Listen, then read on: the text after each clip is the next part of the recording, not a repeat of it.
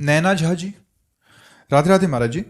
महाराज जी, जब मुश्किल में थी तो कभी शिव जी से बोला, कभी दुर्गा जी से बोला, कभी राम जी से बोला, तो काम कहीं तो बन जाए ऐसा। तो पर महाराज जी, ऐसे अलग अलग भगवान को बदलना तो कोई देवता नाराज तो नहीं हो जाएगा? पहले मुझसे बोली, फिर अभी उससे। नहीं तो काम भी पूरा हो गया क्या? काम तो नहीं हुआ महाराज जी। कैसे हो जाएगा? शिव जी को पुकारा तो वो देखने लगे, पहले को दूसरे को पुकारा, वो तो शिव जी ने देखा, वो दूसरे के पास जा।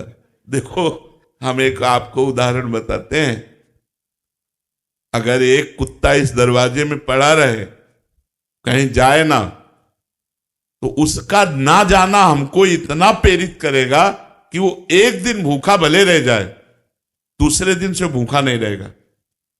रोज दरवाजे पर निकलने पर जब हमको पता चलेगा कि ये कहीं किसी के दरवाजे नहीं जाता, केवल मेरे ही दरवाजे पे पड़ा रहता है, तो उसका पड़ा रहना हमारे ऊपर भारी हो जाएगा और हमारा कर्तव्य बन जाएगा कि यार इसको रोटी दे दो। जब कहीं जाता, और अगर ये पता है 4 दरवाजे पे जाता है, तो भूखा रह जाएगा, क्योंकि वो समझेगा उनके दरवाजे में मिल गया होगा, वो समझेगा उनके दरवाजे में मिल गया होगा।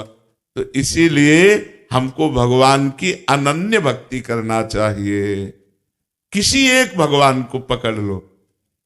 भगवान बहुत नहीं, तत्व में एक ही भगवान है। अवतार में, रूप में, लीला में अनेक रूप धारण किए हुए हैं, और ये सब संसार रूप भी भगवान ही है। तो हमें एक रूप भगवान का पकड़ना चाहिए कि जैसे गोस्वामी तुलसीदास जी कहते, बने तो रघुवर ते बने और बिगड़े तो भरपूर, तुलसी औरन ते बने ता बनवे पे धूर। यदि बने तो भगवान श्री राम के बनाए बने, अगर किसी और भगवान के बनाए बने तो उसमें धूल पड़े, मुझे नहीं चाहिए, तभी अनन्यता आएगी। एक हम आपको उदाहरण बताते, महाभारत का। उपमन्यु नाम के एक ऋषि थे, उनके पिता, पहले ऋषि मुनि सब जंगल में वास करते थे, गृहस्थ होते हुए भी, तो वो कभी किसी से दान नहीं लेते थे। तो एक दिन उपमन्यु जी उस ऋषि के घर गए बालकों के साथ खेलते हुए, जिनके जजमान थे। तो वहां उनको सुंदर दूध पीने को मिला, जो कभी जीवन में नहीं मिला था, क्योंकि जंगली फल मूल से गुजारा करने वाले ऋषि थे। उपमन्यु जी ने अपनी मां को आके कहा, मुझे दूध दीजिए, जैसा मैंने उनके घर में पिया। तो उनका, तुम्हारे पिता किसी जजमान का दान नहीं लेते, इसलिए हमारे पास न गाय है, न सुविधा है, न दूध दे सकते हैं हम आपको। वो हट कर लिए। तो एक जंगली चावल होता है, उसको पीस करके उन्होंने पानी में पिलाया कि लो। तो उनका, नहीं, ये दूध नहीं है। तो उनका, अगर तुम्हें दुग्ध ही पान करना है तो भगवान शंकर की आराधना कर। बड़े आवेश में कहा, और जो चाहेगा तुझे प्राप्त होगा। तो उनका, मां फिर मुझे आराधना का नियम बताओ। तो उन्होंने नियम बताया और पंचाक्षरी मंत्र उनको दिया। वो 10,000 वर्ष तक दाहिने पैर के अंगूठे केवल खड़े होकर पंचाक्षरी मंत्र हाथ उठा के जपते रहे 10,000 वर्ष तक। भगवान शिव प्रसन्न हो गए। बहुत, वैसे तो आशुतोष है और डरदानी बड़े शीघ्र प्रसन्न होने वाले। अब उन्होंने परीक्षा ली, इष्ट परीक्षा भी लेता है। उन्होंने परीक्षा ली, वो देवराज इंद्र बन गए और नंदिकेश्वर एरावत हाथी बन गए, और जितने शिव पार्षद थे वो सब देवता बन गए, और अंबा जी, भगवती पार्वती जी इंद्राणी बन गए। और उनका वरम ब्रूह, नेत्र खोलो और वरदान मांगो। उन्होंने नेत्र खोला, देखा ये तो देवराज इंद्र का समाज, उनका जो तुम्हारी इच्छा वो मांग लो। तो उन्होंने प्रणाम किया और कहा, देवराज इंद्र और समस्त देव समाज, आपके चरणों में प्रणाम है, पर आप जाइए, मुझे आपसे नहीं चाहिए, मुझे भगवान शिव से चाहिए। चूंकि भगवान शिव ही थे तो उपहास करने लगे। तो उनका, सावधान, मैंने ना आपको बुलाया है, ना मैंने आपसे मांगा है, आप स्वयं आए हो तो हम आपको नमस्कार करके वापस भेज रहे हैं।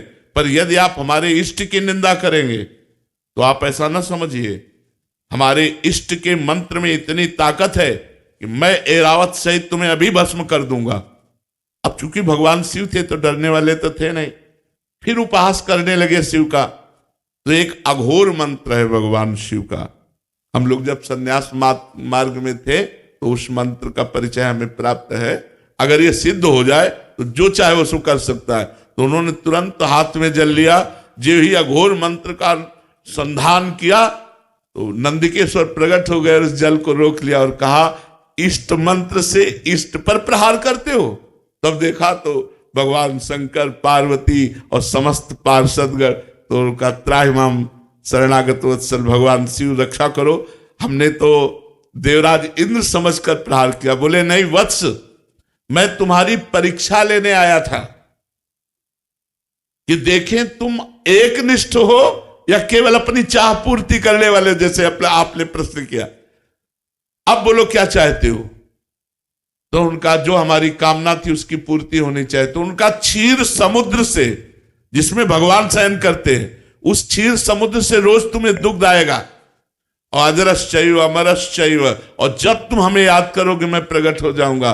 तो अनन्य निष्ठा से ही वस्तु की प्राप्ति होती है। ये जो कि लक्ष्मी जी से बना तो बना, नहीं तो पार्वती जी से बना तो बना, फिर भद्रकाली से बना, कि कोई ना कोई तो सुन ही लेगा, कभी तो कोई नहीं सुनेगा। महाराज जी हमारी स्थिति ऐसी है कि जैसे आपसे राधा नाम सुना कि एक केवल राधा नाम जपिए और सारी बात बन जाएगी, तो राधा। कहीं हनुमान जी का सुना कि मतलब भूत प्रेत निकटना है, फिर शिव जी का सुना कि जल चढ़ाओ, तो ऐसा उसकी एक देखो, तत्व एक है तो एक से ही काम बन जाएगा। जब तक एक में नहीं लगोगे तब तक आध्यात्मिक उन्नति नहीं होगी। आप ये पक्का समझ लीजिए। एक भरोसो, एक बल, एक आस विश्वास, एक राम घनश्याम हित, चातक तुलसीदास। एक जगह कहीं लग जाओ, एक जगह लग जाओ। अगर आप राधा राधा कहते हो तो सारे विघ्नों की शांति और समस्त कामनाओं की पूर्ति हो जाएगी। चुपचाप लगो।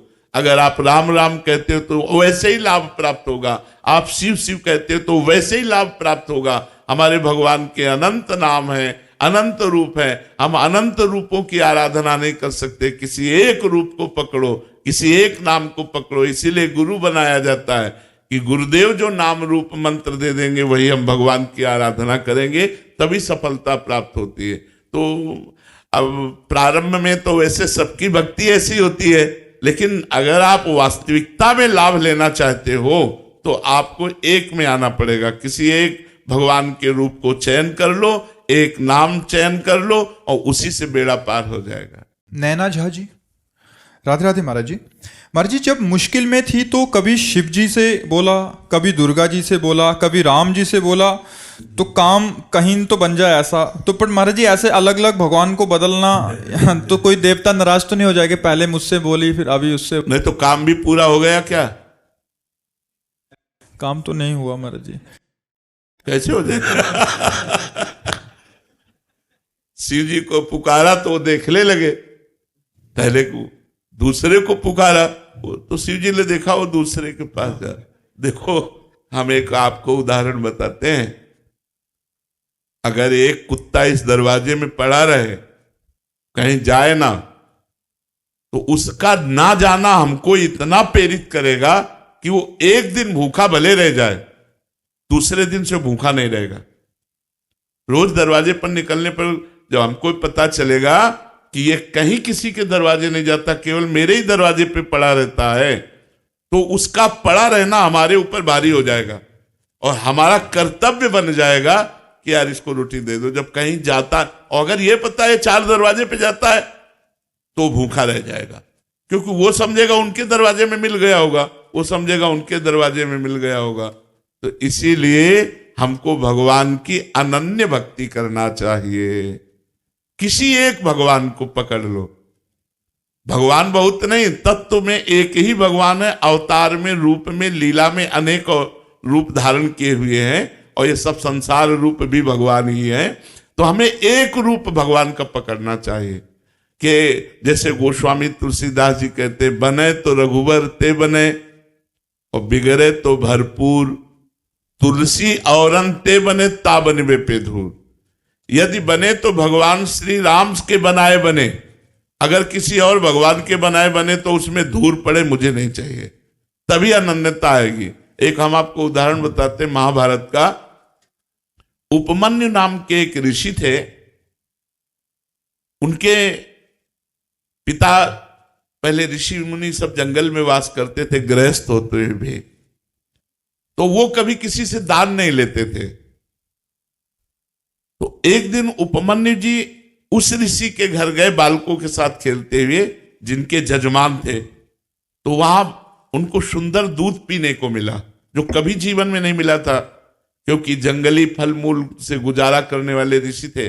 उपमन्यु जी ने अपनी मां को आके कहा, मुझे दूध दीजिए जैसा मैंने उनके घर में पिया। तो उनका, तुम्हारे पिता किसी जजमान का दान नहीं लेते, इसलिए हमारे पास न गाय है, न सुविधा है, न दूध दे सकते हैं हम आपको। वो हट कर लिए। तो एक जंगली चावल होता है, उसको पीस करके उन्होंने पानी में पिलाया कि लो। तो उनका, नहीं ये दूध नहीं है। तो उनका, अगर तुम्हें दुग्ध ही पान करना है तो भगवान शंकर की आराधना कर। बड़े आवेश में कहा, और जो चाहेगा तुझे प्राप्त होगा। तो उनका, माँ फिर मुझे आराधना का नियम बताओ। तो उन्होंने नियम बताया और पंचाक्षरी मंत्र उनको दिया। वो 10,000 वर्ष तक दाहिने पैर के अंगूठे केवल खड़े होकर पंचाक्षरी मंत्र हाथ उठा के जपते रहे 10,000 वर्ष तक। भगवान शिव प्रसन्न हो गए। बहुत, वैसे तो आशुतोष है और डरदानी बड़े शीघ्र प्रसन्न होने वाले। अब उन्होंने परीक्षा ली, इष्ट परीक्षा भी लेता है। उन्होंने परीक्षा ली, वो देवराज इंद्र बन गए और नंदी के